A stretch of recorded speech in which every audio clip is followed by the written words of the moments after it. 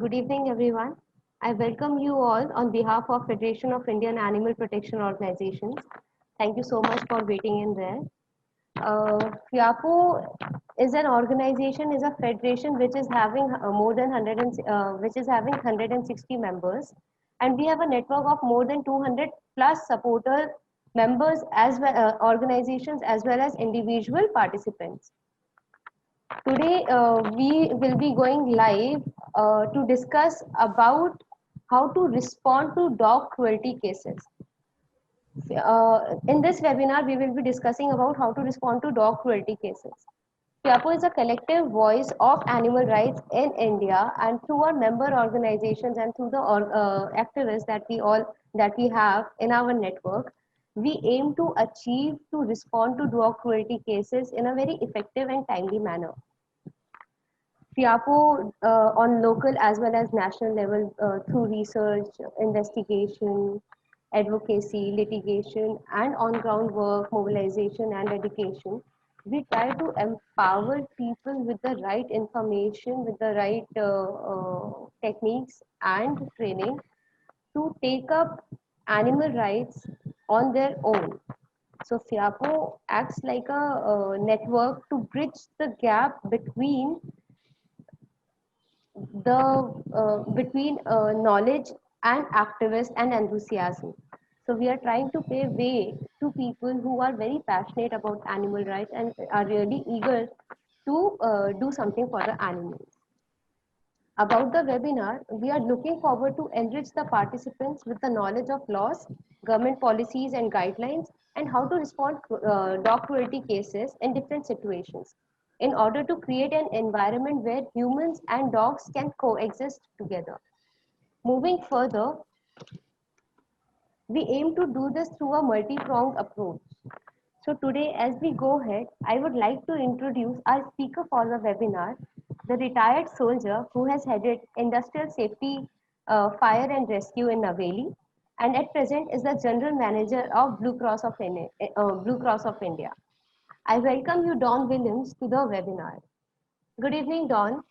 Jai Hind. Jai Hind, Don. Jai Hind. Over to you, Don, now for the webinar. Yeah.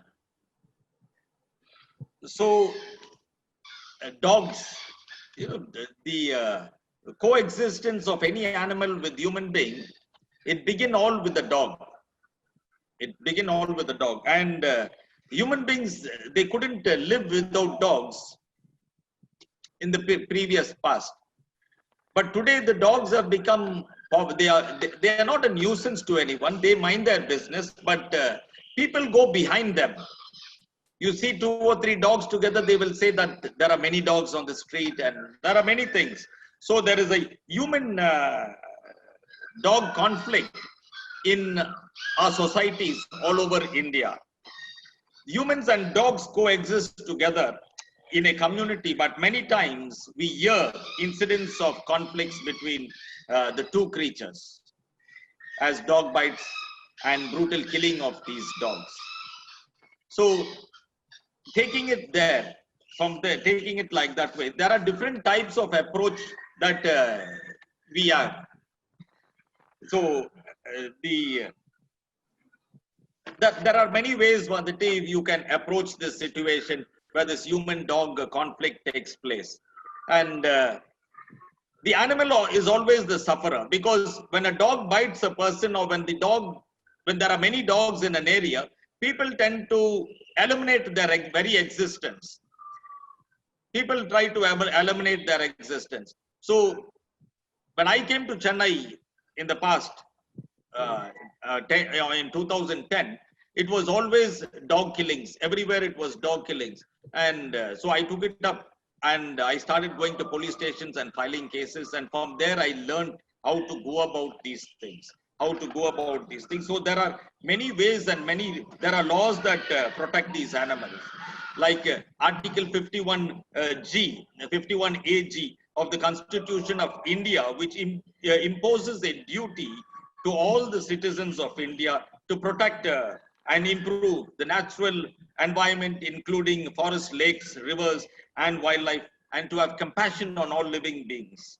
Article 48A, the Constitution of India also mandates the state to endeavor to protect and improve the state to protect and improve uh, the environment and safeguard forests and wildlife of the country. Article 19 of the Constitution of India deals with the right of freedom. And Article 21 of the Constitution of India states the right of personal life and liberty. So the Constitution of India gives the animals a right to exist or to coexist.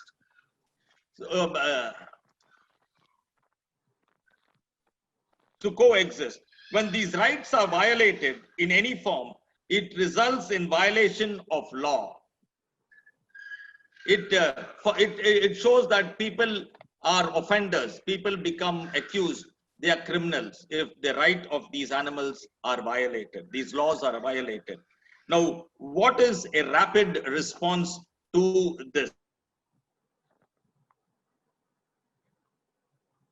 Is beaten to death. There are many ways of killing animals. The most the method that they adopt is the most cowardized method, where they poison these animals. Sometimes they try to shoot them and electrocute them and beat them to death. So there are different methods that they do, and for all these things there are laws. And many people try to say that the Prevention of Cruelty to Animal Act 1960, they are very minor fines, but the IPC sections are very, very, very strong. Now it depends on how you frame your complaint, how you want to charge a person with an unlawful incident. So rapid response, as the name suggests, are the responses which needs to be immediately suggested to resolve or mediate a situation. So there are many cases you see on Facebook, like the accident cases. People must have data of the animal organization which rescues and provide treatment to the animals. If there is an accident of an animal, if an accident takes place, you need to find an animal welfare organization that can take in these animals and treat them. Then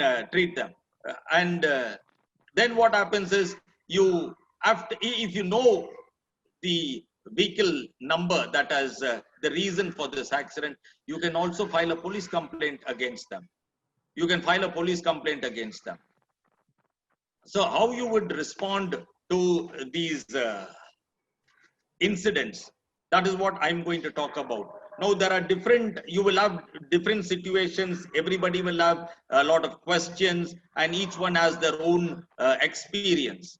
But all this is there. There are laws to protect these animals.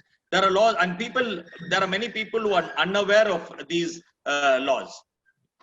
So this is what FIAPO is getting put together, and they put a very good PPT, and that will be shared with you also.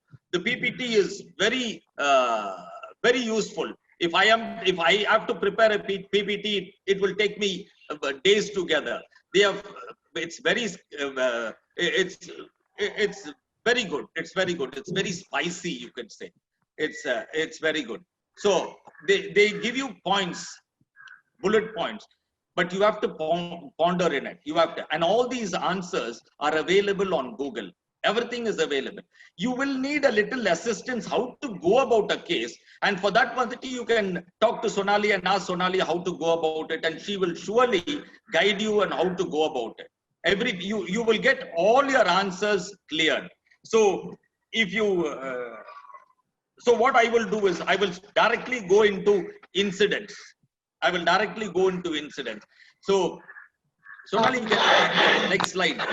Yes, Don. Don, I was thinking, how about if we could start from how to file a complaint? Because many times activists approach us that. That's right. How to file a complaint. I was coming to this.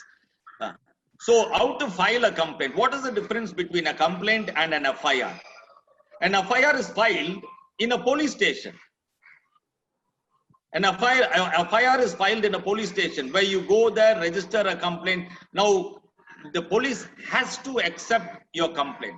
Suppose if the police does not accept your complaint, what you in the police station, then you can file another complaint with a magistrate, and you can take even a direction from the court demanding the police to file a complaint, to file an FIR.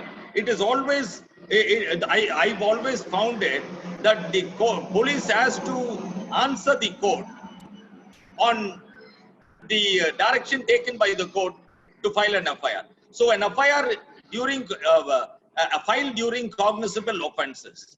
Complaint, it can be filed for both cognizable and non-cognizable. FIR is required to be lodged at the police station where the crime has been commissioned. Complaint can be filed with a class 1 or class 2 magistrate or equivalent in court. No police station can refuse to file an FIR. May or may not refuse depending upon the issue and police jurisdiction. The court will always direct you to the police station with a letter demanding the station house officer to file your complaint, file your FIR. So it goes like that. So how you file a complaint, what is the matter you have in your complaint? You cannot bluff in your complaint. You cannot tell a lie in your complaint. It has to be very crisp, because what you complain in your, what you write in your complaint, you will have to go to court, and through memory, you have to repeat what you have written there in that complaint. Nobody, you will have to memorize your complaint very well. So how you write a complaint? You have to mention who you are. Every citizen in India has the right to file a complaint. You don't have to carry ID cards of anyone, of any organization. You have a right to file a complaint. You should show a proof, evidence that that you are the same person, like an Aadhaar card or a driving license. If you are associated with an animal welfare organization, you can even show that ID card. That is very useful. That is really very useful. If you are associated with an animal welfare organization, in your complaint, you address to the inspector of police or the station house officer of the police. You should be very brief. You should not say through reliable sources. You have to mention the sources that you have got this information that this offense has been committed, because that eyewitness is very essential to convict the accused. It is very essential. If you have knowledge of where the dead body is of that animal, that dog, where it was buried, you mentioned that. If it was thrown in open air, thrown it in a well or in a stream, in a water pond or something, you have to mention that in your complaint, because every incident, everything that you mentioned there, it has an IPC section which can go against the accused. We'll go to the next slide. So, cognizable versus non-cognizable offenses. So what is a cognizable offense and what is a non-cognizable offense? All this is available in Google. All you have to do is you type there and it is available. But still, since it is there, police has the authority to arrest a person for a crime on its own. Right. Now the police has the authority to file. This is a cognizable offense. The police has the authority to even give police bail in this regard. The offender can demand for a police bail. So he pays a fine in the police station and he goes out on a bail. A non-cognizable offense, police can't arrest without approval from the court. That's a non-cognizable offense. Heinous crimes such as unnatural offenses, murder, threat, rape, kidnapping, etc. are cognizable offenses. The police will immediately arrest. Not much serious in nature, such as assault, forgery, cheating. That is a non-cognizable offense. Person can file a FIR or complaint directly to the magistrate in a cognizable offense. Non-cognizable offense, person can only make a complaint to the magistrate. So there are, in the animal laws, there are sections. The Prevention of Cruelty to Animal Act is a non-cognizable offense. You have to go to court to get bail. So it is strong, it is powerful. It is powerful. Don't look at the fines, because along with the Prevention of Cruelty to Animal Act 1960, there are IPC sections also involved, and we should be happy about that. We'll go to the next slide. Bailable versus non-bailable. That's what I mentioned. May I move on to next slide, Don? Pardon? May I move on to next slide? Yeah, please. Yes. The Prevention of Cruelty to Animal Act 1960. This is such a beautiful act. We should be happy and proud that India had framed this law in 1960, whereas the Wildlife Protection Act came only in 1972. And many other countries have taken parts of our act to frame their laws for animal cruelty. Section 11 states, in the Prevention of Cruelty to Animal Act 1960, there is section 11, and they have many sections there.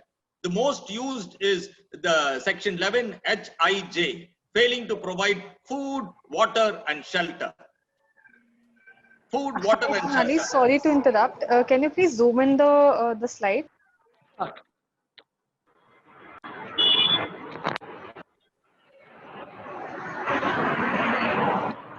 Is this visible?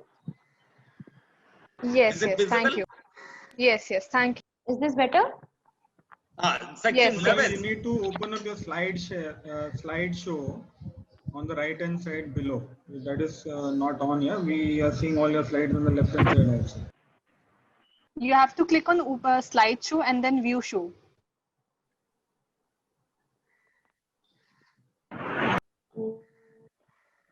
From the current slide. Click F5. F5. Sorry.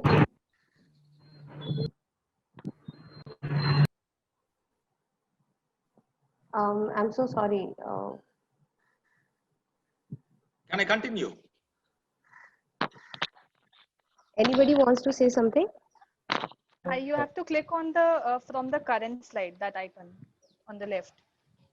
Up. ऊपर ऊपर इसके ऊपर जो from the current slide लिखा हुआ है ना ऊपर Yes, yes, that this one. Yes, this one. All right. Thank you so much. Yeah. With technology, yeah, we all need, especially me, I need a lot of help in this.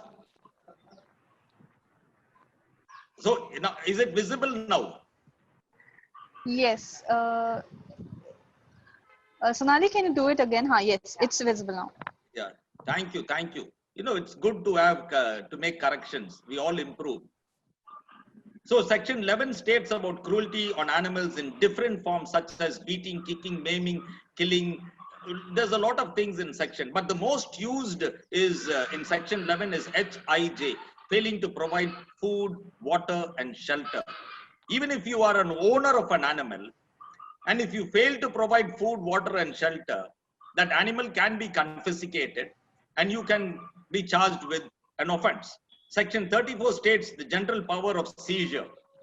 Now, above the rank of a sub-inspector, here it mentions constable, but the confiscation of an animal is always done with the above the rank of a sub-inspector. Along with and they charge them with the Prevention of Cruelty to Animal Act. So there are all these things. We can go to the next slide. Sure, sir.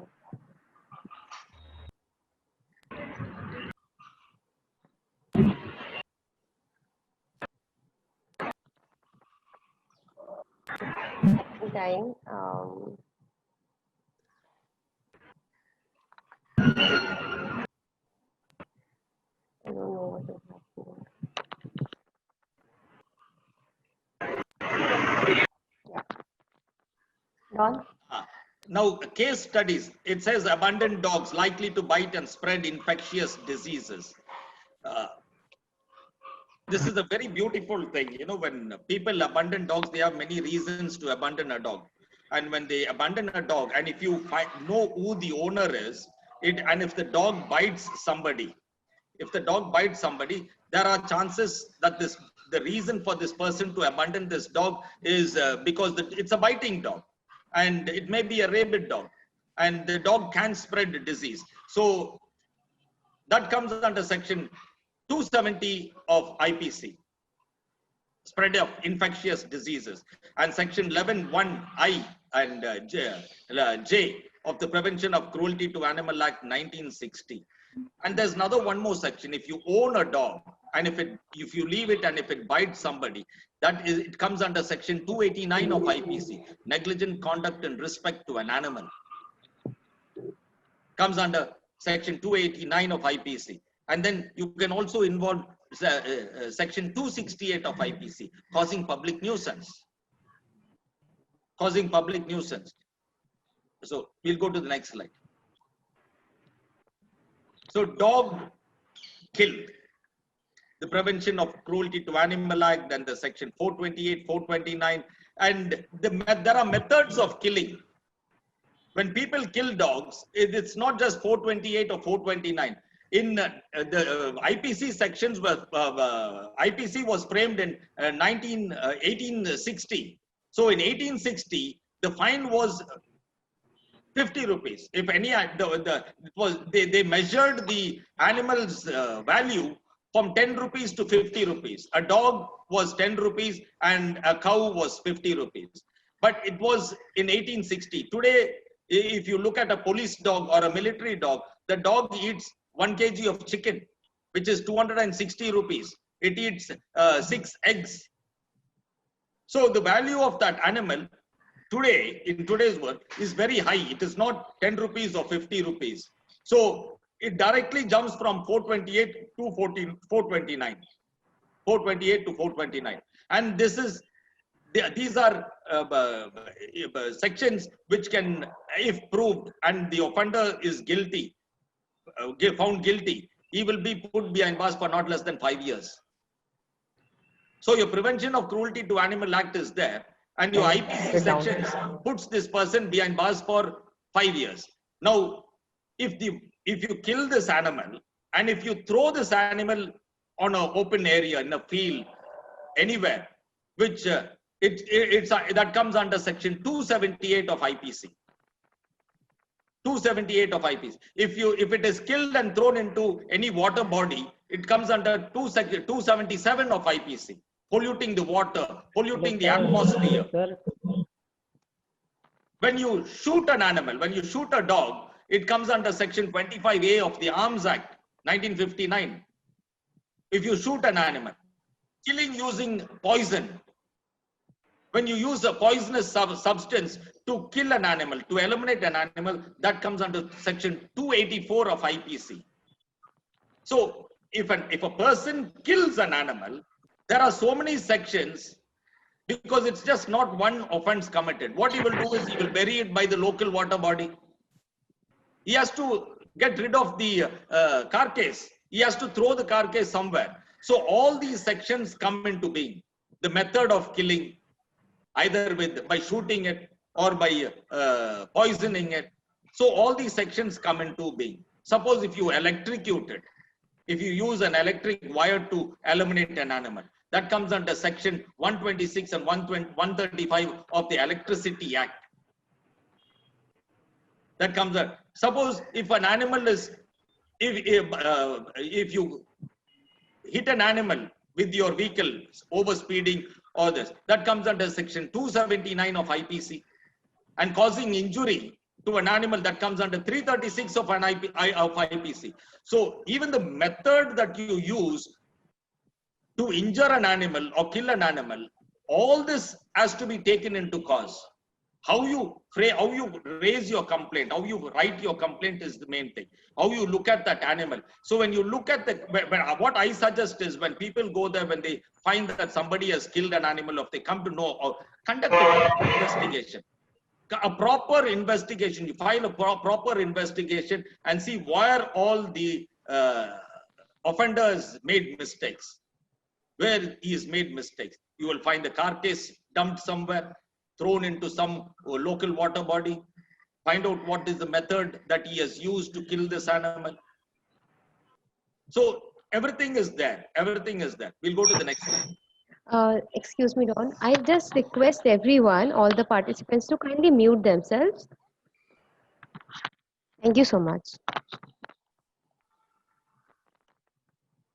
Now, before going to this, there is something which is called section 377 of IPC. 377 of IPC is bestiality. Bestiality is either you'll find somebody doing it with a calf or a cow or a buffalo. There are so many videos of it, but mostly people commit bestiality with dogs. Mostly it is done with dogs. I filed several cases of bestiality with dogs. So when you come to know such things, when you hear of such offenses taking place, sometimes it will be new, but you can still ask people for advice where they will find the right section for you to guide the police. You can guide the police under this section. You can under this section you can file this you must guide the police. Every time I go to a police station, every time that you find that policeman says, sir, I haven't in my whole service career I haven't filed a police complaint like this. So you have to take him note the sections, take all the IPC sections, show it to him that this offense is committed like this, and then he agrees, and then immediately he files his FIR. He's happy to do it. So section 377 of IPC, never forget it, because there are many offenses like this committed and we have to bring justice for these animals. We'll go to the next slide.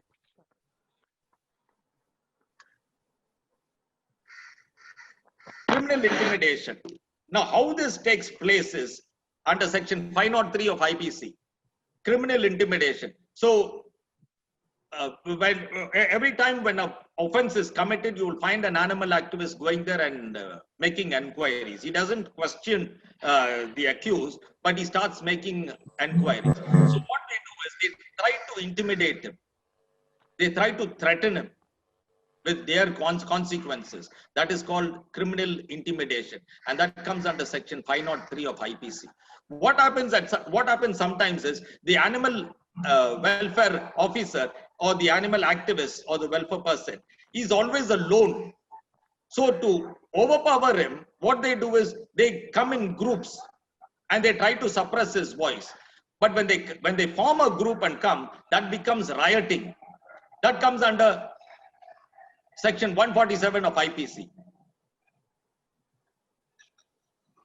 When a person is beaten up, when somebody goes and feeds some dogs or something like that, when they beat up, when somebody is beaten up, that is assault. That comes under section 307 of IPC. And there are always someone who will say, I'm from this organization, I belong to this organization. That comes under personating.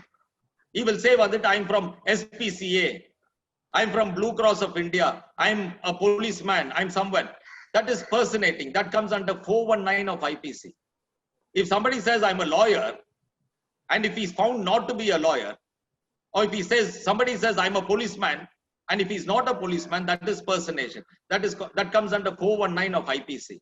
So everything is there. All you have to be is attentive and listen. Attentive and listen. Now, confrontation. How will you confront a person like that? My policy is be peaceful. If somebody comes and confronts you, the best method to be is very peaceful.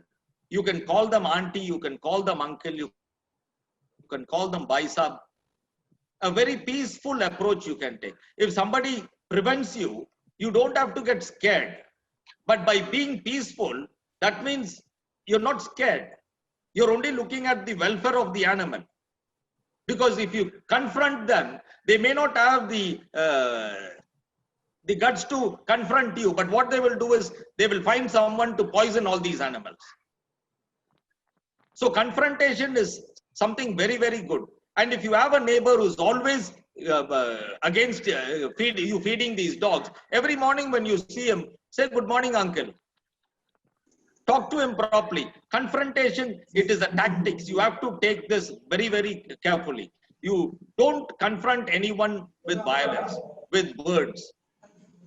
Confront them with peace. It is a better approach, and you're always successful. I found so many people right around Chennai who are all alone. They feed these animals, but they are very peaceful. And so much so, the neighbors also, when you call them uncle, auntie, and when you talk to them, apart from the moment of feeding these dogs, when you talk to them, they are also peaceful. So what they do is they try to advise you, beta, beti, don't put food here, put it further away. Okay, uncle, you say, we'll do that.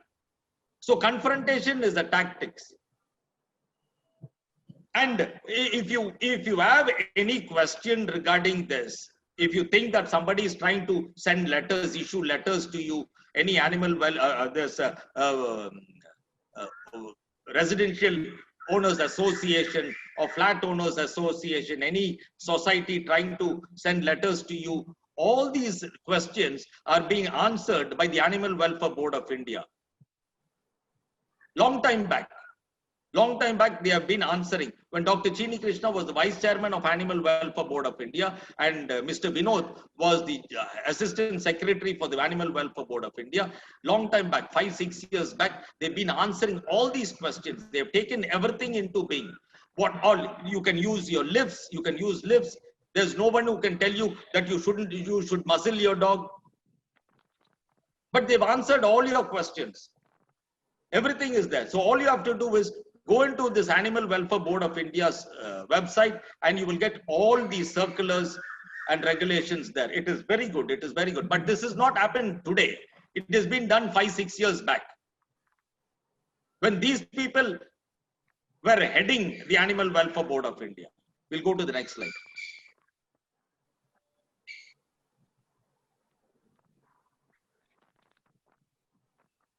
Hi, I just want to ask that if we have any questions related to this slide, shall we ask at the end of the session? Yes. No, Uh, I would suggest if you have any questions, you can clear it instead of going back. okay. Okay, so I have just two questions with related to harassment. The one you mentioned was, you have already mentioned the various sections.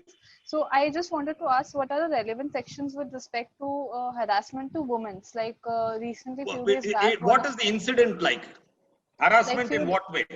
Like few days back, one of my friends was feeding the animals on road. And Girl or boy? some group of men came, and they started harassing her, like don't feed her and all That's that. called molestation. Okay. That's called molestation. Ashima, you can also raise a complaint against, if that is an assault, then it will come under assault on women modesty. Okay. Okay. That's And called molestation. and my second question was that many of the times we see that the people who are arguing over the feeding, they claim that dog ne bite kar liya, like this dog bites.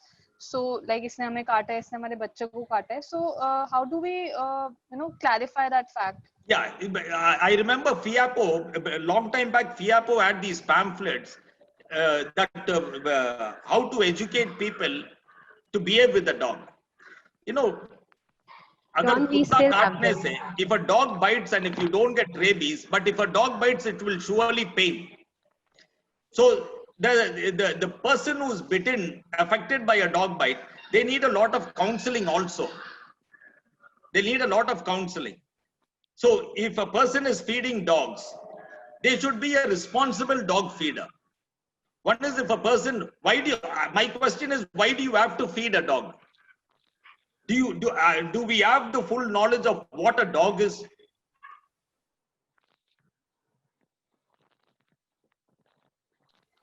For me, one, it can flee, or one, it can fight. It is not a prey animal. Prey animals always flee. But dogs, they can fight also. They'll fight back. And dog is a pack animal. So the person who's feeding a dog is doing a service to community, where he's breaking this pack behavior, and he's helping the society by not permitting these dogs chasing people. They are doing a big service to the society. But how you have to go about this is, you have to educate the people, your neighbors, you have to educate them and tell them that this is the reason that I'm doing it. I'm doing a service to this society. How you do that is make nice frame, good pamphlets, have good write-ups there, and distribute it in your local area. So this is one way to get rid of it. Now, harassment, there is something else coming up here. Don sir, Janani here. Hi, Janani. Hi. Actually, I had a very strange case yesterday which came in from Madurai about this lady who has been taking these dogs that is being fed over there into a house and she locked them up and keep. Okay. And she will be leaving them, and apparently she's got some mental issues. Like every day they've been taking the cops and then she'll release the dogs across. Okay, now all these treaties are taken to a foster home and they're taken there for feeding. Anything that we can do to make sure that there is safety of these dogs and an action that can be taken, because I'm not able to understand. She's old and probably I think some mental, I don't know whether she has mental issues, so we cannot say that she has that, but she's been particularly taking only black dogs and taking to a house and keeping them there. Bhairava, black dogs, they tend to bring luck and tend to, when I was a kid, we always wanted to have a black dog because black dogs will chase out the demons from the house. Ah, okay. Right. So if you have many black dogs, you will not have demons in your house. But this is complete myth. This is a complete myth, and this hoarding of dogs and taking them in and not feeding them properly, or because of poor hygiene or whatever it is. See, what my point is if there is an offense committed, it is not my duty to see that this lady is having some mental issue or whatever it is.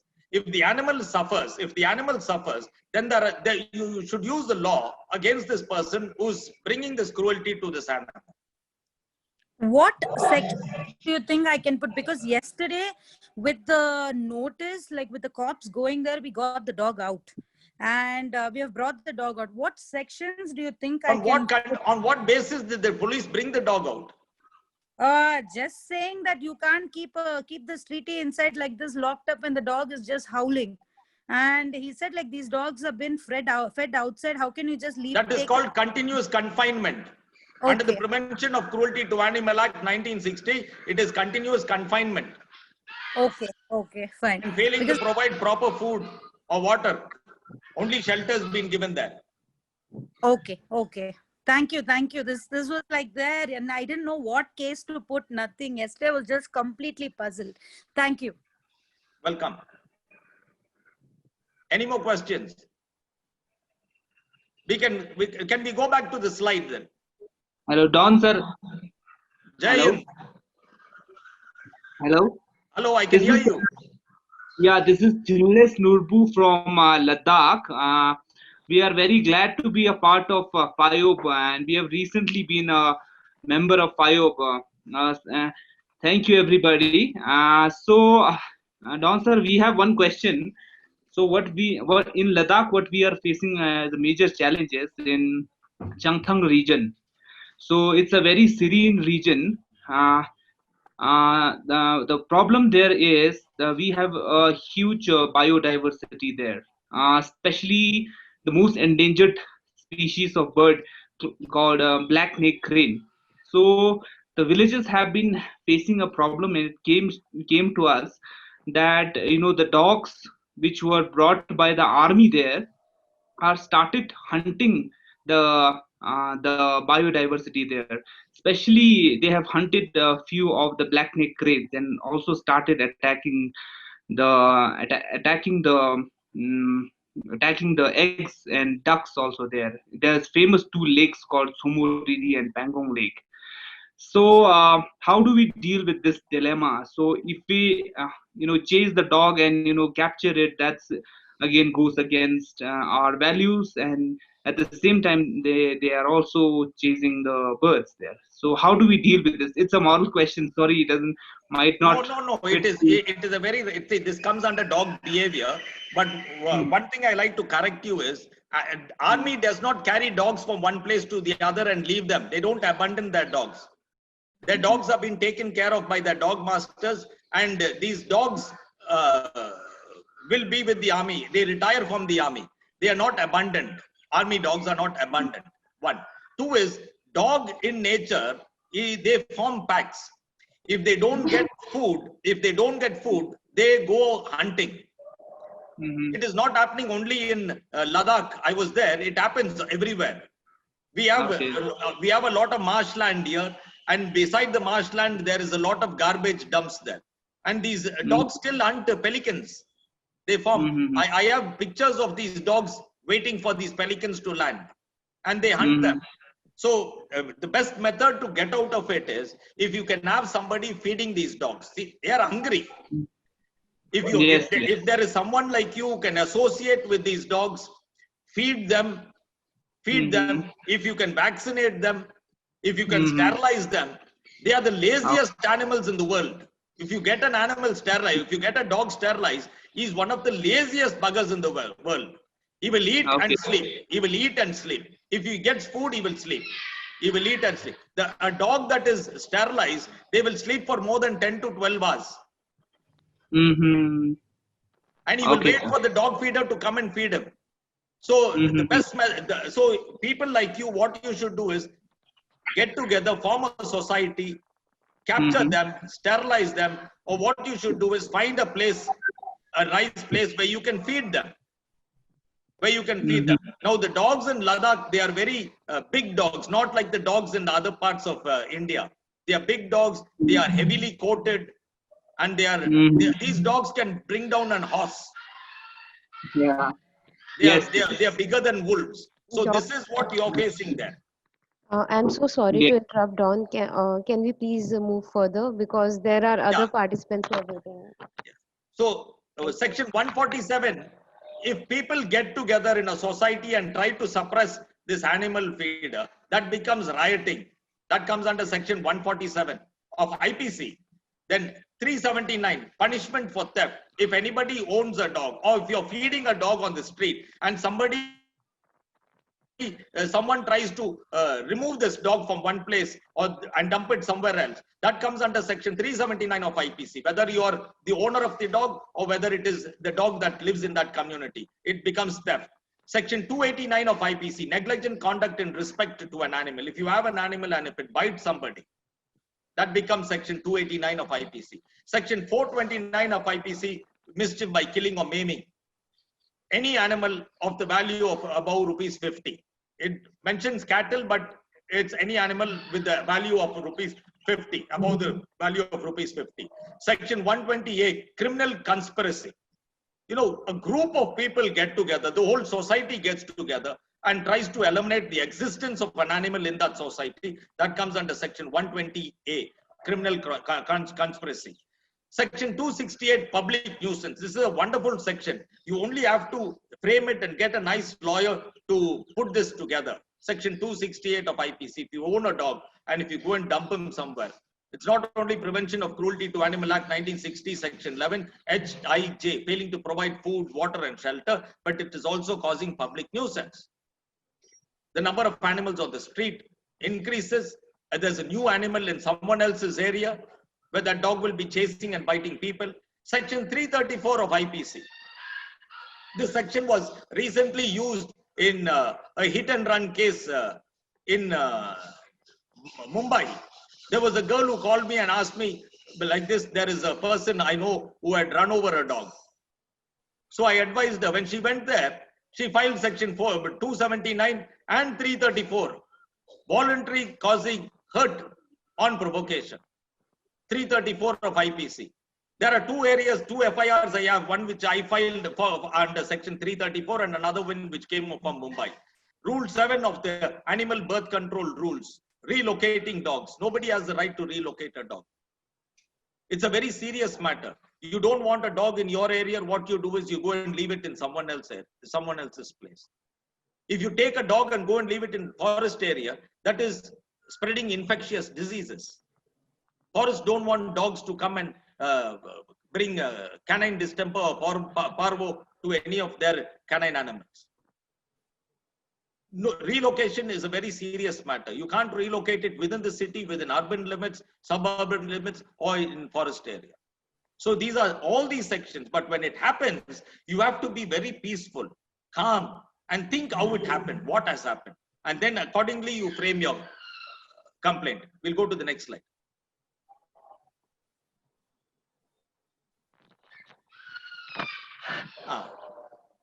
Code of Criminal Procedure. This is called the CRPC. CRPC, section 154. No police section can refuse filing an FIR. Anyone who is a victim of a crime, anyone who has witnessed a crime, or who has information of the crime can file an FIR. Anyone who is in India can file an FIR. Go to a police station, the police cannot refuse you a complaint, an FIR. Section 190, this provision specifies cognizance and offences by any magistrate of first and second class, empowered by the Chief Judicial Magistrate. Upon information received from any person other than a police officer, or upon his own knowledge that such offence has been committed. So these sections, you can quote these sections. You go to the police station and quote these sections. If the police sub-inspector or inspector refuses to file your complaint, all you have to do is quote these sections. They will still try to delay it. What they will say is, in Tamil Nadu, what they do is they immediately, they accept your complaint, they give you a CSR. CSR is a community service register. They give you a copy of that. It is registered there. Now this, they have the police takes 7 days to conduct an investigation whether the offence is committed or not, and then file an FIR. So once you get your CSR, you can go after 6 or 7 days and ask them what happened to your case, what happened to my case. So when the police tries to pacify you and say it's not like this, it's like this, then what you can do is you can go to a court getting a direction from the court, demanding the police to file your FIR. So there are many ways where you can succeed in filing a police complaint. So how do you do that is, you should be very peaceful. You should be very peaceful. If you go as a single person, the police may not take you serious. But if you have an organization to back you, it is always very good. Because the police understand that this organization will tear them to pieces in court. They're not going to sit quietly. So you must always be associated. What I would suggest is, wherever you are, associate yourself with any animal welfare organization. And all these organizations, they are formed with good intention. They have a good heart, and they will surely help you. They will assist you. And if they can't help you at that moment, they will always find someone to assist you. So you don't have to go 3 or 4 people to a police station. If you're a lady, you can take a friend along. If you're a man, you're Superman, you're Spider-Man. You can go by yourself. Nobody's going to threaten you there in a police station. We'll go to the next slide.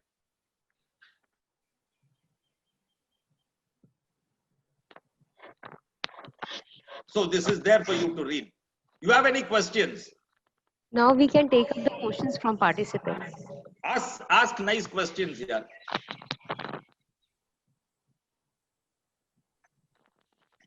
So Don, I have one question. So when you say that if police is not filing a FIR, you go to the court. When you say go to the court, what exactly is one supposed to do? You find a lawyer. The lawyer will get a direction from the court demanding the police to file an FIR. Now, when a lawyer takes a direction, when the court gives a direction to the inspector of police to file an FIR, he has to give the whole investigation, and this is always quicker. The police has to prepare the charge sheet quick and hand it over, because the court is monitoring the police. First, the court will question the police, why you didn't file the FIR? When the complaint was given to you, why you didn't file it? So all this affects the police inspector who is in charge of that police station. So he does not want this to happen. So what he does is, when you go there, all you have to tell him, sir, you're not giving me my FIR, copy of my FIR, you're not registering a complaint. What I'm going to do is, I'm going to take a direction from the court, and immediately within a day or 2, he will call you and give you your FIR copy, because he does not want to go to court. Because that will affect his service. It will affect his service record also. Okay. Also, Don, so like here in Mumbai, how things go about is like if there is an animal who has died, so if you have to give that animal up for say a postmortem, you need a police to do the spot panchnama and give you a letter for requesting the postmortem. So in a case where you have the body and police is refusing to fire the FIR, and the postmortem department will not take the body unless you get a letter from the police station. In that case, what are we supposed to do? Because even if you go to the court, it will still take time, and during this duration the body will still be like maybe decomposing or maybe getting bad or something else. Yeah, it will surely happen. But why do you have to get a postmortem? Do you suspect any foul play with the death of the animal? No, but even if it is a hit and run case or if any case, if it is a hit and run case, see, that comes under section 279 of IPC and 334 of IPC. It's a hit and. So what the police will do is they will file an FIR against a UK person, unknown person. Yeah. So it is UK unknown person, and the police will investigate. What they will do is, like a place like Mumbai or Chennai, any major city, they have CCTV cameras in those areas. So they will investigate. They will try to go to that conclusion that this is the vehicle that had hit this, killed this animal. So in this case, if it is a hit and run case, but you must be very clear that you must have an eyewitness who says, yes, I seen this happen. I see this happen. So through assumption, there is an animal dead on the road that can die of food poisoning. It can die from any accident, something like that. It is always not, but you must have evidence to go to police and say, this is the cause of death. I suspect that this is the cause of death, and I suspect that this is the vehicle that hit this, killed this dog. So they will surely file an FIR. Just because you want a postmortem done, the police will not give you a panchanama. They will not. No. We want the postmortem only for the case proceeding to get better. But then if the police is refusing to file the FIR or the complaint, and the postmortem is getting delayed because of that, then in turn we would have no postmortem reports as the case is going ahead, because the police agrees to take the complaint maybe after 2-3 days. In Mumbai, where do you take a dead animal for postmortem? The SPCA. The SPCA is authorized to do a postmortem? Yes. You have a government vet who can.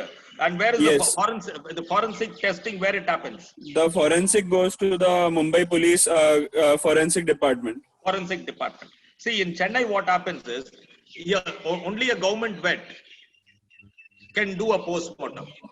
Here in Chennai, we have the Madras Veterinary College, and people take animals there for postmortem to find out the reason, cause of death. Find out the reason. Here, what we do is, if I want to get a postmortem done, I pay a sum of rupees, 500 rupees, and they get the postmortem and they hand it over to me. They give it to me. Yes, correct. Here also it is done by the Bombay Veterinary College only. But then they have two different aspects of doing the postmortem. One would be a routine postmortem that anyone can get done. Maybe if it was their own pet, to know what was the cause of death. But if it is a vetro-legal case, they will refuse to do the postmortem unless there is a request letter from the cops. Yes, anywhere it is like that. Anywhere it is like that. So your case, Vaditya, as I said, you need to have evidence. What is the cause of death? What would be the cause of death? So what if you have a reason, cause of death, then you go to the police and tell them that this is the cause of death, and they will surely give you a FIR. But they will file an FIR and they will give you a memo, and that becomes police property. The carcass, the dead body becomes police property.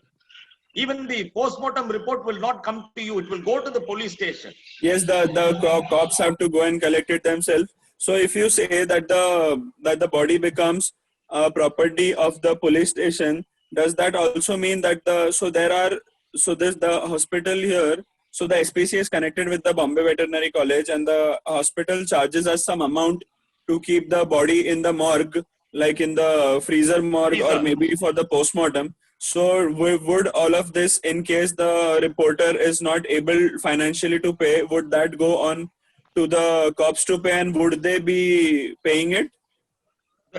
when it goes, see, the cops don't pay for a post-mortem. The authorities do it because these are also government authorities. They do it free of cost. They have to see when I take an animal, which is so I took hundreds of animals for post-mortem. But I'm just facilitating the transport of these dead animals to the Madras Veterinary College. Right. It is accompanied by a policeman with a request to conduct a post-mortem for these dead animals. I'm facilitating the transport of these dead animals. No, I agree. But here, like if like I have seen the freezer charges here go up to 800 rupees a day, and the postmortem charges also goes up to 800 to 1000, even if it is a legal case or a routine case. So in terms, if it is a legal case, so what you are saying is, since it is a government institute, the college, and since the body becomes the police property, shouldn't they be taking care of the finances? Yes, the police will. The police does not have to pay, and you also don't have to pay. Okay, so in case duty of the pathology department to conduct it. Okay, and in case the pathology department has never agreed to do it without the payment of the whatever the payment is needed. So in that case, there are other aspects into it. See, getting rid of a carcass, I mean, disposal of a carcass, you're not paying for the post-mortem. You must be paying for the disposal of this carcass. No. We are being made to pay for the post-mortem plus the disposal. The disposal we agree that we can pay, or else maybe I can take the body and dispose it on my behalf. But we are also being made to pay the post-mortem, also the freezer charges. You must check with them and ask them why are you charging us? Here in the Madras Veterinary College does not charge us. I've taken thousands of animals for post-mortem. They have not charged me at all. Sir, I think the SPCAs, in Mumbai and other places, they do charge because of certain medical costs and other things that is involved in it. And that is how they move forward and do certain procedures. No, Janani. So what I'm saying is, so the freezer is being offered by the SPCA and they charge. So we can still consider paying them. But the postmortem is being done by the Bombay Veterinary College, which is a government institute, and they are also charging us for the postmortem. That they shouldn't be charging because they shouldn't be charging. You should question them. In good times, you should write letters and ask them, question them.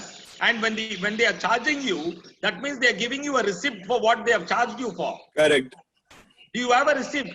Yes, we have receipts. So you must find out. You can ask them questions. An RTI will be very good for you. Okay. I will look up to that. Very valuable for you. I mean, you can set things right, and if they may be having valid reasons also, so you can check with that. File an RTI. They will give you. Okay, Don. I will do that. Let's move on and let other participants. They also have some questions. I have a question, if I can. Yes, please. Yeah. So this is Kaivalya. I'm from Hyderabad. So my question is regarding pet dog cruelty case. For example, if a dog is being confined and continuously changed for 24 hours, and if we are able to see the dog and get proofs, that's fine. But we have seen that, suddenly, for example, in instance, if I can say, I have seen a dog suddenly barking continuously from the parking area, and there were no owners except watchmen. So I've gone to the watchman. I spoke that why are you chaining the dog continuously? And then the owner comes and she says that why are you entering? This is a trespassing case. So in that case, how can we actually help the dog? We can't get inside, and if we get inside, this is what they threaten us. So how do we help such kind of cases? See, this is a very nice case that you could have taken up, but what happens is you wanted to take it, you've taken it in your own hands. Okay. So if I was in your place, because you're monitoring this dog barking continuously, confined to one pillar by a chain continuously. Yeah. So if I was in your place, I would have gone to the police station, filed a complaint, brought a person there, and if you had an animal welfare organization nearby, Immediately they will confiscate this dog, file an FIR, and arrest that person, the owner of the dog. See, what you did was you went and you questioned the person. In fact, you could have done this. Go to the police, because no person, it affects their dignity when you come there and you start talking there, and they will confront you. They will say, Vandati, you have intruded. You have encroached my privacy. True, sir. So in all these cases, I would suggest anybody, if you see any cruelty taking place, don't confront the offender by yourself. Okay. You try to prevent it from happening if it is on the street, without any violence or without any confrontation. But if you want to confront them, go to the police, go to the authorities, give a written complaint, have the evidence with you, submit your evidence there, let the police come. The police immediately will come, confiscate the animal. Now, when you confiscate this animal from there, that has to go to an animal welfare organization for further maintenance and upkeep. So you must also you must give suggestions to the police that this animal can be taken and handed over to Blue Cross of India, which is a registered organization. Blue Cross of Hyderabad, which is a registered organization. Yes. And when you give this guidance to the police, they will be happy. They will immediately, they will give a letter. You go and hand it over. The police will come and hand it over to Blue Cross of Hyderabad. Your case is on. That person is arrested. They will come out on bail. The case is on. Okay. True, sir. What if we don't have any evidence, sir? How can we go about it? Continuous barking. You will have you're not living alone. Okay. You have neighbors with you. They will support you and say, yes, it is continuously barking, continuously confined. Okay. All you need is two eyewitnesses. Okay. But don't take the camera, go there and invade somebody's privacy. Okay, sir. When you shoot a video or a picture in someone else's property, that is invading someone else's privacy. You can't do that. Okay. You can have your neighbors to support you. I am sorry to interrupt over here.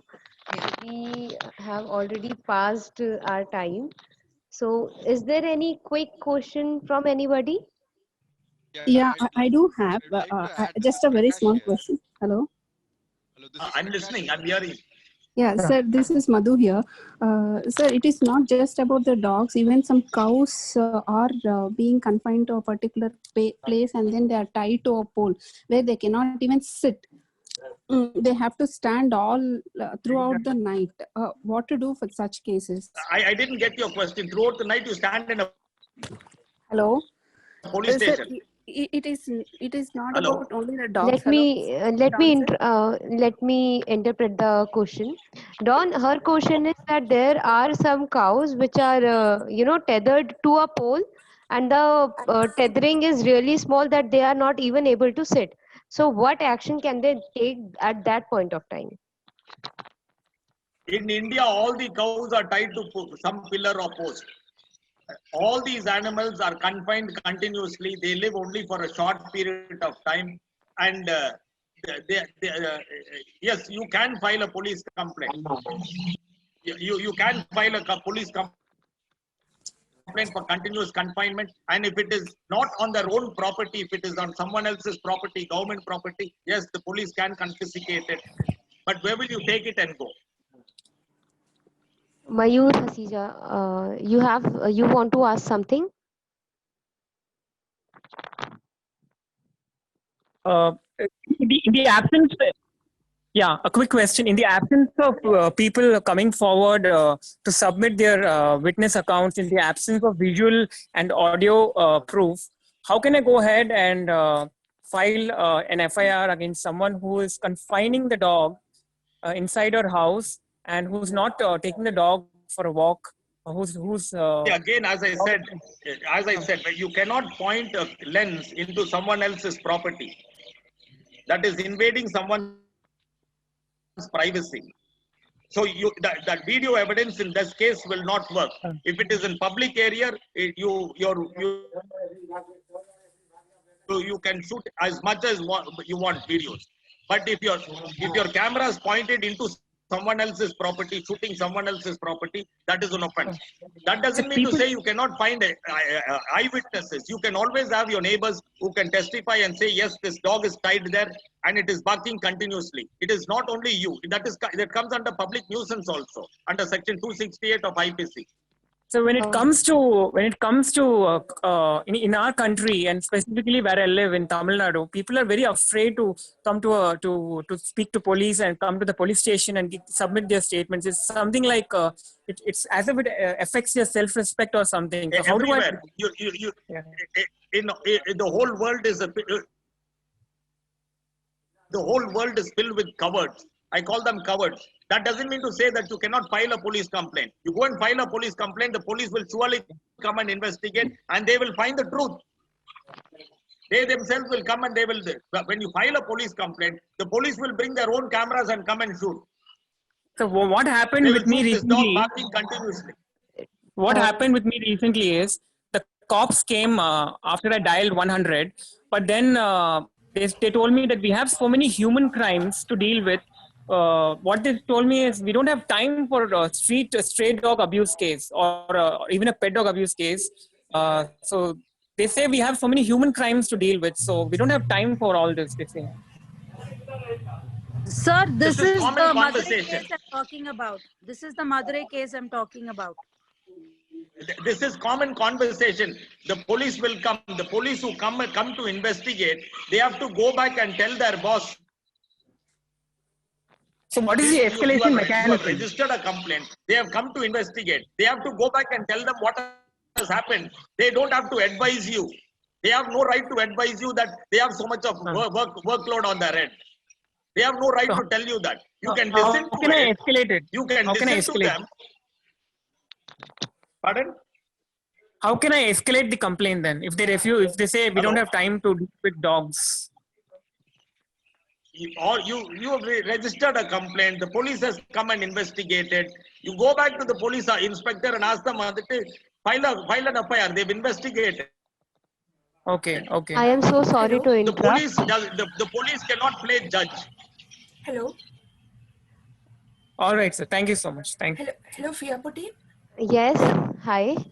Hi, I'm Usha. I'm from Bangalore. I do have one question. Can I ask it now? Okay, please go ahead. Yes, I'm from Bangalore. So my friend's aunt, she is an active dog feeder. So she has been feeding in one place, and apparently she faced a lot of assaults last 1 month. So she went and filed an FIR. Everything was done, but then just for safety reasons, she took the cops along with her while feeding the dogs for safety reasons. But even then, while feeding the dogs near the church region, some person from church has come and intimidated her right in front of the cops, telling her right in front of the cop that you again, I'll see to it how you'll feed them from now on. I'll see to it. He has threatened her right in front of the cop. What to do in such cases? This is a very nice case. This is a case of criminal intimidation in the presence of a policeman. If your aunt had someone to video shoot this, secretly video shoot it, this would have been a beautiful case. There is no rowdies in India. You cannot permit any rowdyism to happen. Okay. But this is something that it is happening regularly. All you have to do is have someone to shoot a nice video. Somebody coming and criminally intimidating you in the presence of a policeman. You can sack that policeman. The cop was silent. He's supposed to provide you with protection, and not only protection from assault, but protection of dignity also. Even the He's cop supposed was to protect your intimidated, dignity sir. also. Even the cop was intimidated. Pardon? So even the cop was intimidated. Even and the he cop was silent. intimidated. So it happens. It does. And I would like to take this opportunity to thank all the participants and our speakers who have taken time from their busy schedule and gathered together to support the animal rights movement. With this hope that we all have gained the right knowledge and methods, and there are some answers which have not been answered. So I just would like to say that we can all get in touch with Dawn. You all can reach out to FIAPO. And the PPT as well as the content for this webinar will be shared with all of you on your respective mails from the mail that you have registered with FIAPO. One more thing, who have not registered and they have directly joined this webinar through Zoom link, kindly send a mail at sonali@fiapo.org so that I will be able to share the PPT as well as the content with all of you. And if you have any questions, you can ask me on WhatsApp or call me also. So the number where we can reach you on? Pardon? The number, sir, the number where we can reach you on? Kindly note it down. 91 760 25 265. And you can call me anytime. There's no particular time. You can call me anytime. Sir, there are only 8 numbers. So can you repeat it once again? Pardon? Sir, can you repeat the number once again? 91. Is anybody noting it down? Yes, sir, I'm noting it down. 91760 25265. Yeah, that's my number there. All right, sir. Thank you. Thank you. Thank you, FIAPO. Thank you, participants.